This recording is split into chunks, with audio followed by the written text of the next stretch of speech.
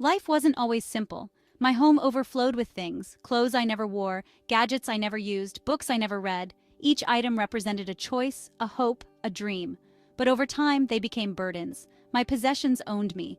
I felt trapped, suffocated by my own belongings. I knew something had to change. I craved peace, order, and tranquility. But my surroundings reflected chaos and discontent. I yearned for freedom, but my possessions held me captive. I was buried alive under the weight of my own stuff. It was time to reclaim my life. The breaking point came unexpectedly.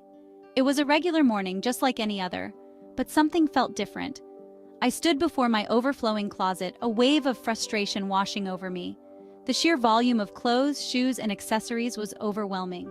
Clothes spilled onto the floor, a tangible representation of my excess. It was as if the closet itself was rebelling against the weight of my possessions. Each item held a memory, a promise, a regret. Some were gifts, others were impulse buys, and many were remnants of past phases of my life. Yet I hadn't worn most of them in years. Tags still hung from many pieces, a silent testament to my unfulfilled intentions. Why did I cling to these things? Was it sentimentality, fear, or perhaps a desperate attempt to hold on to a version of myself that no longer existed? Or simply the inertia of a life lived on autopilot? The routine of acquiring without questioning, of holding on without reflecting? The answer, I realized, was a complex mix of all three: sentimentality for the past, fear of the future, and the inertia of the present. But one thing was clear: this clutter was stealing my joy, my energy, and my peace of mind.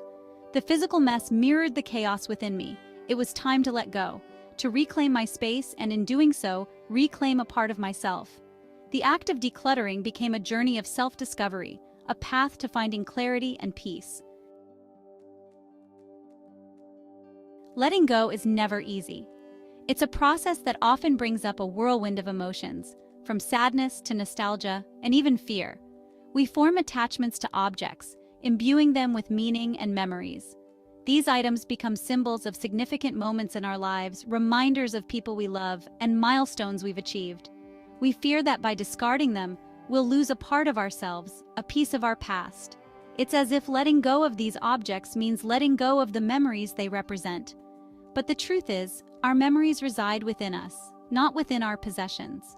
The essence of our experiences and the emotions tied to them are stored in our hearts and minds. We cling to things for various reasons: fear of waste, the need for security, the desire for status. Sometimes it's the fear of the unknown that makes us hold on to the familiar. We believe that more is better, that happiness can be found in material possessions.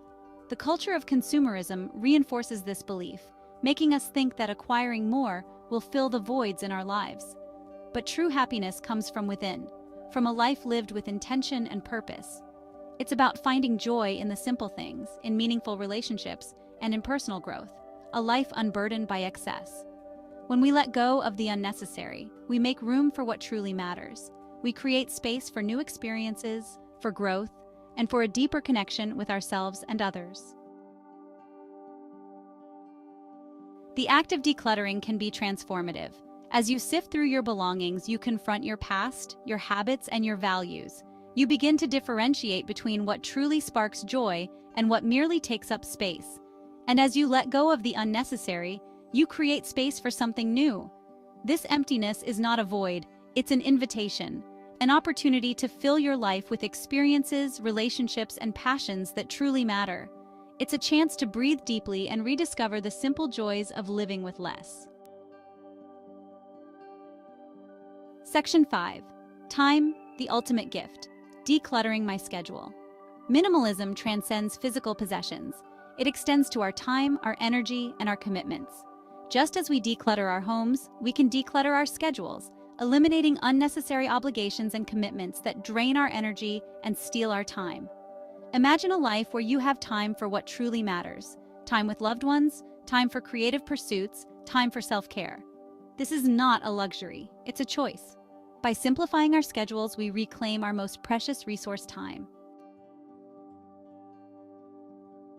Section 6. Finding peace within. How minimalism clears the mind.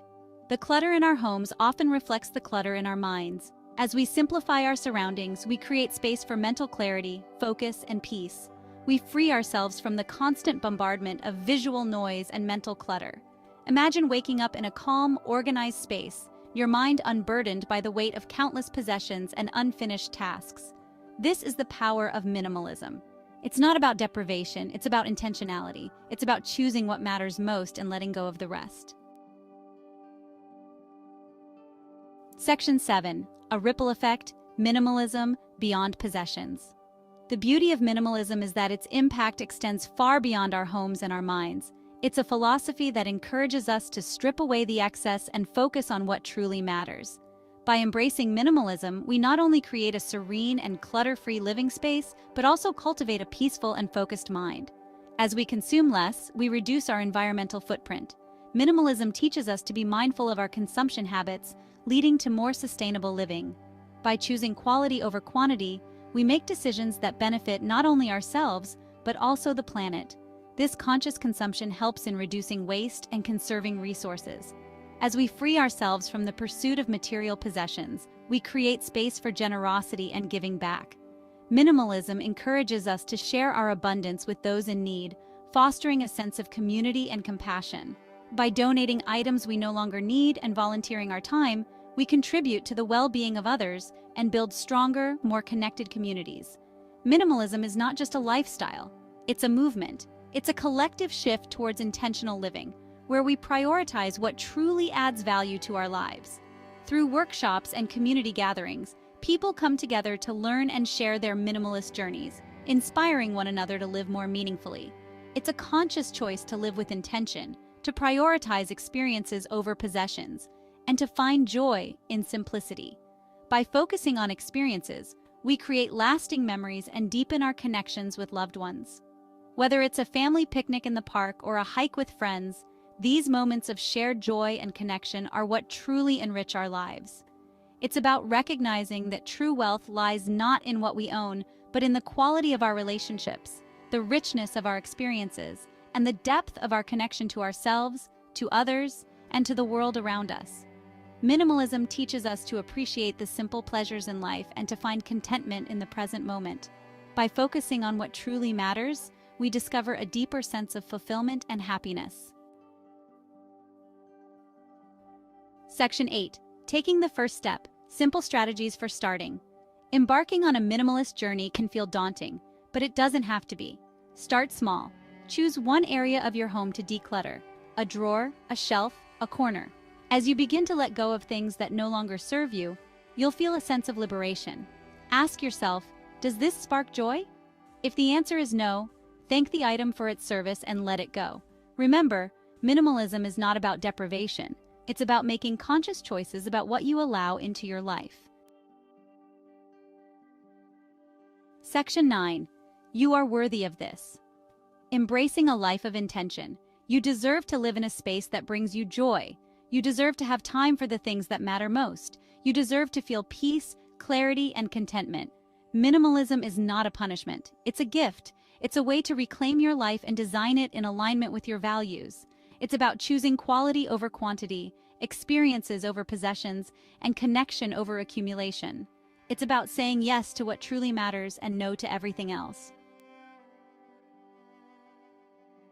Section 10. Your journey begins now. A call to action. The path to minimalism is a journey, not a destination. It's a process of continuous refinement, of letting go and embracing new possibilities. There will be challenges, moments of doubt, and times when you feel like giving up, but the rewards are well worth the effort. So I invite you to join me on this journey. Start small, be patient, and trust the process. You are capable of creating a life you love, a life filled with joy, purpose, and meaning. Your journey begins now.